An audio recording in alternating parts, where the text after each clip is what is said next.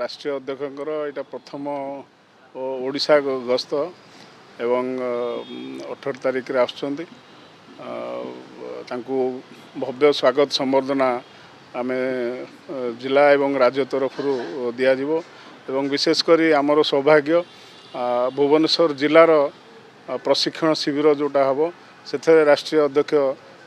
रे आम सांगे तेणु ये गोटे ऐतिहासिक कार्यक्रम आमपाई भुवनेश्वर रे एभला कौन लंबा समय भितर कौन समय प्रशिक्षण शिविर रे राष्ट्रीय अध्यक्ष रहा ये आम गोटे सौभाग्य अच्छी तेणु जेहेतु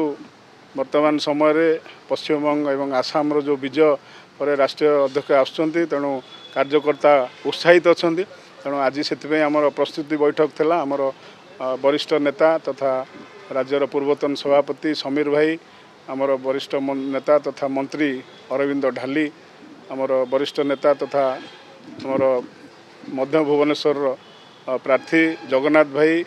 आमर राज्य साधारण संपादक शारदा भाई एवं राज्यर संपादक तथा भुवनेश्वर जिलार प्रभारी सरोज भाई एवं समस्त प्रमुख कार्यकर्ता आ समस्त मंडलर पदाधिकारी समस्त शक्ति केन्द्र प्रमुख एवं जिला तथा राज्यर समस्त नेतृवृंद आज थिले प्रस्तुति बैठक रे आजिर कार्यक्रम आगामी कार्यक्रम को किभली